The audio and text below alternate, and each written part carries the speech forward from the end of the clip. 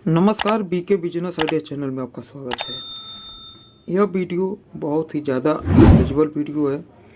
तो आप लोग अगर वीडियो को पूरा देखेंगे तो आपको कुछ ना कुछ नॉलेज होगा, जानकारी होगा। समझ में आ गया? देखिए, इस वीडियो में हम बात करेंगे, अगर हम कोई भी लिक्विड बनाते हैं तो उसका बेसिक जो रॉ मटेरियल होता है वो होता है एसी डिस्टिलरी, एसएलएस लिक्विड और साल्ट। यही इसका बेसिक रॉ मटेरियल होता है। बिना इसके आप लिक्विड नहीं बना सकते। हम एक एक बारे में बात करेंगे, इसका क्या काम होता है। समझ में आ गया?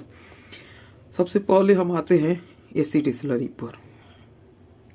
एसी डिस्टिलरी एक क्लीनिक एजेंट होता है जिसमें सफाई करने की क्षमता जो होता है बहुत ज़्यादा होता है। मतलब इतना ज़्यादा होता है कि हम बिना इसके न लिक्विड डिटर्जेंट बना सकते हैं, न डिटर्जेंट पाउडर बना सकते हैं। यह होता है मेन रॉ मटेरियल। समझ में आ गया? आप अगर लिक्विड डिटर्जेंट बना रहे हैं या डिटर्जेंट पाउडर बना रहे हैं तो उसका मेन रॉ मटेरियल होता है एसी डिस्टिलरी। बिना इसके हम नहीं बना सकते। हाँ, इसमें एक रॉ मटेरियल और है, इसे भी बेसिक मैं भूल गया था, इसे भी बेसिक कहेंगे, कास्टिक सोडा। समझ में आ गया? जैसे देखिए, अगर हमें डिटर्जेंट पाउडर बनाना है तो हम एसी डिस्टिलरी को सोडा एस से न्यूट्रलाइज करते हैं। वहीं पर अगर हमें लिक्विड डिटर्जेंट बनाना है तो एसी डिस्टिलरी को हम कास्टिक सोडा से न्यूट्रलाइज करेंगे। यहाँ पर देखिए कास्टिक सोडा, इस समय ठंड का मौसम है, कितना भी हिफाजत से मैं रखा हूँ लेकिन तभी ये देखिए गलने लगा है, गल रहा है। समझ में आ गया? तो ठंड के मौसम में थोड़ा और बरसात के मौसम में समस्या आता है। यह हो गया बात। तो यह तो हो गया main raw material AC distillery के बारे में। दूसरा हो गया कास्टिक सोडा। कास्टिक सोडा जो है यह बहुत ही बढ़िया क्लीनिक एजेंट है। इसमें बहुत ज़्यादा क्षमता होता है सफाई करने का। दूसरा होता है हाथों में चिकनाहट लाने का। समझ में आ गया? जैसे आप बढ़िया क्वालिटी का जब डिटर्जेंट पाउडर यूज करते हैं तो आपने देखा होगा कि हाथों में एक लसीला आता है, चिकनाहट आता है, तो वो होता है कास्टिक सोडा से। अब बात हम यह करेंगे कि बिना कास्टिक सोडा के हम लिक्विड बना सकते हैं? नहीं बना सकते, क्योंकि एसी डिस्टिलरी को न्यूट्रलाइज करना है। अगर हमें लिक्विड बनाना है तो कास्टिक सोडा से, पाउडर बनाना है तो सोडा एस से न्यूट्रलाइज करना है ही। ये आपको करना पड़ेगा। समझ में आ गया? तो आपने देखा दोनों रॉ मटेरियल कास्टिक सोडा और एसी डिस्टिलरी। दूसरा हो गया एसएलएस। इसे अगर हम लिक्विड के मामले में कहेंगे तो यह सेकंड रॉ मटेरियल मेन है। जैसे देखिए, लिक्विड आपको बनाना है तो फर्स्ट रॉ मटेरियल तो आपका एसी डिस्टिलरी और कास्टिक सोडा। लिक्विड के मामले में ये आपका दो रॉ मटेरियल मेन होता है। समझ में आ गया? उसके बाद इसका सेकेंड रॉ मटेरियल होता है एसएलएस लिक्विड। अगर आप डिटर्जेंट पाउडर बना रहे हैं तब आपका main raw material AC distillery और सोडा एस होगा, मेन रॉ मटेरियल। समझ में आ गया? मतलब अगर आप लिक्विड डिटर्जेंट बना रहे हैं तो इसमें भी आपका दो रॉ मटेरियल मेन होगा, एसी डिस्टिलरी, कास्टिक सोडा। अगर आप डिटर्जेंट पाउडर बना रहे हैं तो उसका भी दो रॉ मटेरियल मेन होगा, एसी डिस्टिलरी और सोडा एस। अब बात करते हैं एसएलएस लिक्विड पे। एसएलएस लिक्विड का काम आप लोग जानते ही होंगे। इसका सबसे पहला काम है, देखिए, इसमें सफाई करने का क्षमता हल्का होता है। मतलब सफाई करता है लेकिन बहुत ज़्यादा नहीं करेगा। यह क्लीनिक एजेंट में इसका गिनती नहीं होगा, इसका गिनती होगा फोम बूस्टर में। मतलब झाग बनाने का क्षमता इसमें बहुत ज़्यादा होता है। वहीं पर अगर बात करें सफाई का तो सफाई समझ लीजिए नॉर्मल, एक जो बहुत हल्का सफाई करेगा, कितना भी बढ़िया क्वालिटी का एसएलएस लिक्विड होगा। समझ में आ गया?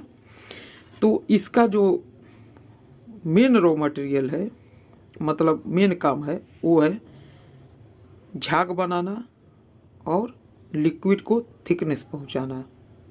समझ में आ गया? जैसे अब देखिए, अगर हम डिटर्जेंट पाउडर बना रहे हैं तो उसमें हमें SLS लिक्विड का ज़रूरत नहीं है, उसमें हम SLS पाउडर का यूज करते हैं। क्योंकि देखिए, अगर हम डिटर्जेंट पाउडर बना रहे हैं तो उसमें हमें कम से कम लिक्विड का यूज करना है, समझ में आ गया।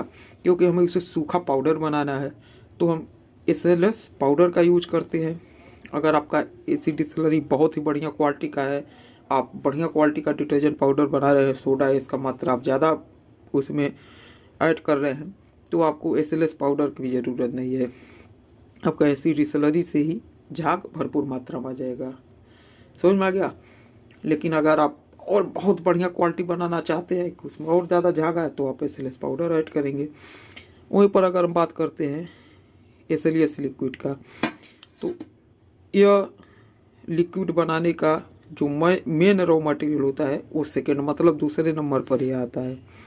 यह दोनों हो गया पहले नंबर पर, AC distillery, caustic soda liquid के मामले में यह दोनों पहले नंबर पर हो गया। दूसरे नंबर पर आता है SLS लिक्विड, समझ में आ गया। इसका काम होता है थिकनेस मतलब प्रोवाइड करना, लिक्विड में थिकनेस लाना और भरपूर मात्रा में झाग बनाना। यह हो गया दूसरे नंबर पर। तीसरे नंबर पर आ गया साल्ट, नमक। इसका जो मेन काम है, इसका मेन काम है डिटर्जेंट पाउडर के रेट को कम करना, समझ में आ गया। इसका दो काम मैं आपको बताऊंगा, और यह चाहे लिक्विड डिटर्जेंट में ऐड हो या डिटर्जेंट पाउडर में ऐड हो, इसका मेन काम होता है लिक्विड डिटर्जेंट में थिकनेस पहुंचाना, मतलब लिक्विड को गाढ़ा करना, और डिटर्जेंट पाउडर में इसका मेन काम होता है रेट को कम करना, समझ में आ गया।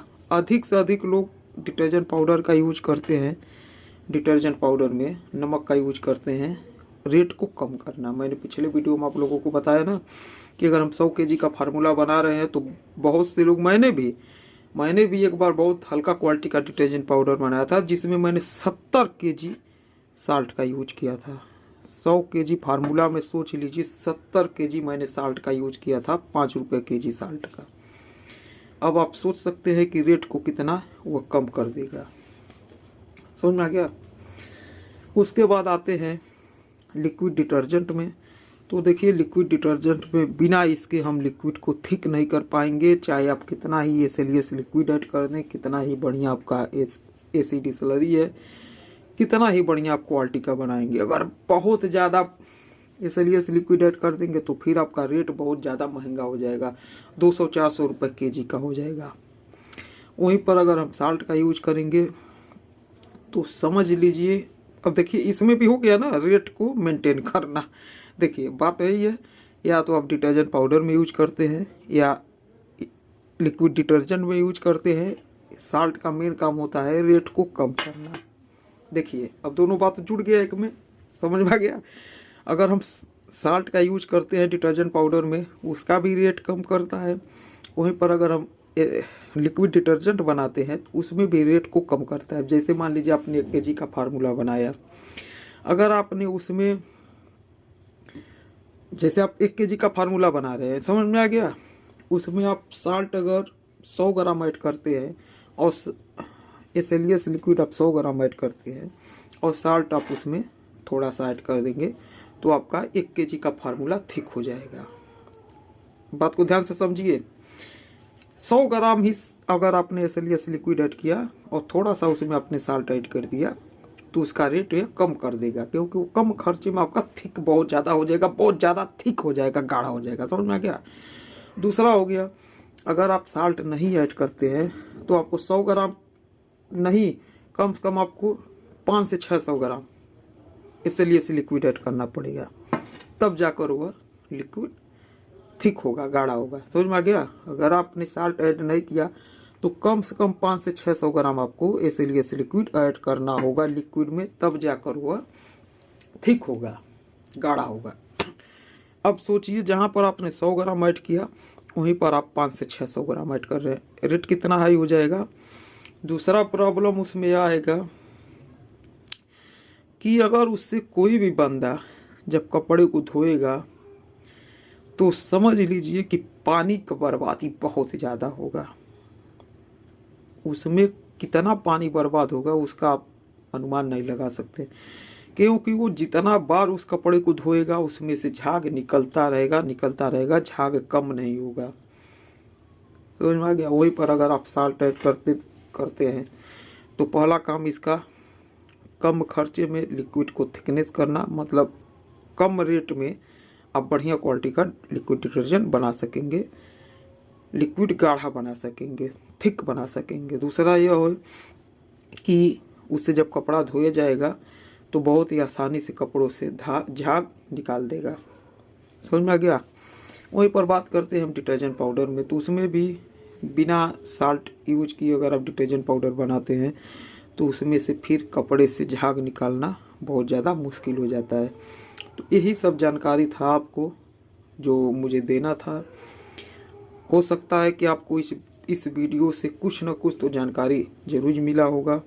और रात के समझ लीजिए मैं रात में वीडियो बना रहा हूँ तो एक तरफ मुझे बहुत ज़्यादा नींद आ रहा है, समझ में आ गया। तो आप मेरी आवाज़ से जान सकते हैं।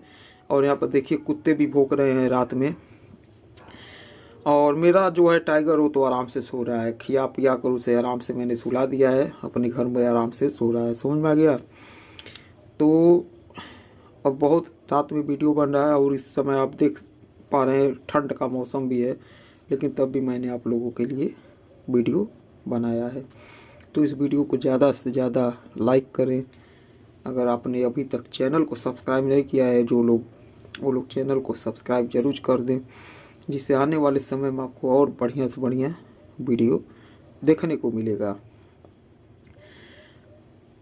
मैं जब चैनल पर 1 लाख सब्सक्राइबर हो जाएगा तो समझ लीजिए कि मैं आपको, यह तो हो गया आपको फार्मूला मैं बता रहा हूँ।